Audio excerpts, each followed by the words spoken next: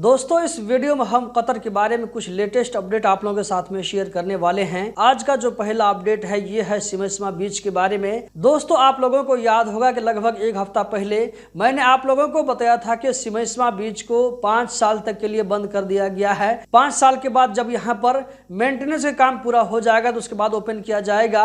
लेकिन इसके बारे में ताज़ा खबर यह है कि इस बीच को फिर से ओपन कर दिया गया है।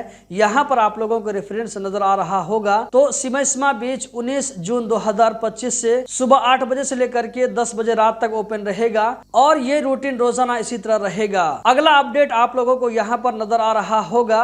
मिनिस्ट्री ऑफ पब्लिक हेल्थ की जानिब से टोटल 3 कंट्रियों से दूध को इंपोर्ट करने पर पाबंदी लगा दिया है।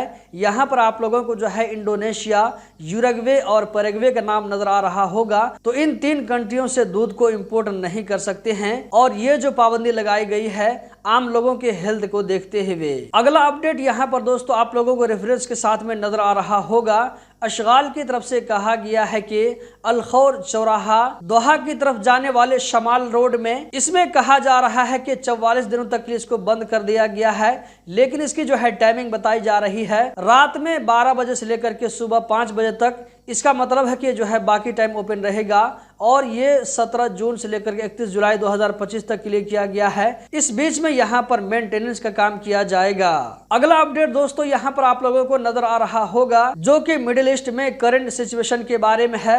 इसमें कहा जा रहा है कि मिडिल ईस्ट में हालात के खराब होने की वजह से तेल की कीमतों में बढ़ोतरी देखने को मिल रही है। तो आगे आने वाले दिनों में तेल की कीमतों में और भी बढ़ोतरी देखने को मिलेगी। इसका जो है बहुत ही ज्यादा चांस है। इसी के साथ साथ आप लोगों को बताता चलूं कि मिडिल ईस्ट में करंट सिचुएशन को देखते हुए कतर गवर्नमेंट तरफ से आम कतरियों को कहा गया है कि अगर वो लोग कहीं पर ट्रैवल करके जाते हैं, इसका अपडेट दोस्तों यहाँ पर आप लोगों को नजर आ रहा होगा। तो मिनिस्ट्री ऑफ इंटीरियर की तरफ से आम कतरियों से कहा गया है कि अगर वो लोग कहीं पर ट्रैवल करके बाहर जाते हैं तो अपनी डिटेल को अच्छे से रजिस्ट्रेशन करवाएं ताकि किसी भी सिचुएशन में किसी भी हालात में उनसे बराबर जो है कांटेक्ट किया जा सके। इसी के साथ साथ दोस्तों यहाँ पर कहना चाहूंगा, अभी आप लोगों को मालूम है कि ईरान और इस्राइल की जंग चल रही है। इसी को देखते हुए ये ऑर्डर MOI कतर की तरफ से आम कतरियों को दिया गया है। इसी के साथ साथ यहाँ पर एक और न्यूज शेयर करता चलूं। यहाँ पर जो आप लोगों को पिक्चर नजर आ रहा है ये पिक्चर गाजा फिलिस्तीन का नहीं है बल्कि ये जो है इसराइल के अंदर का है। इसराइल इससे पहले तक जिस तरह गाजा के साथ में सलूक करता हुआ आ रहा था वही सलूक अब इसराइल के अंदर में देखने को मिल रहा है।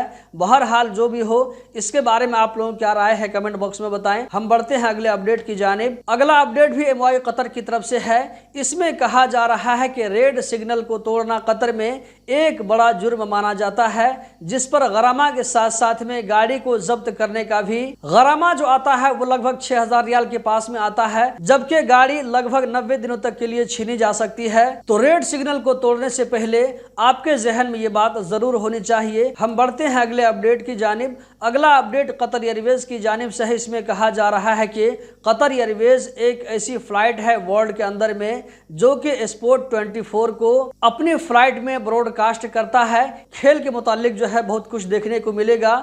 हम बढ़ते हैं अगले अपडेट की जानिब जो कि कतर एयरवेज ही की तरफ से है। तो कतर एयरवेज के बारे में कहा जा रहा है स्काई ट्रॉक्स की जानिब से कतर एयरवेज को 2025 के अंदर में वर्ल्ड में सबसे बेहतरीन फ्लाइट होने का अवार्ड दिया गया है। हम बढ़ते हैं अगले अपडेट की जानिब। अगला जो अपडेट है दोस्तों ये अपडेट बहुत सारी कंपनियों के लिए अच्छी खबर है।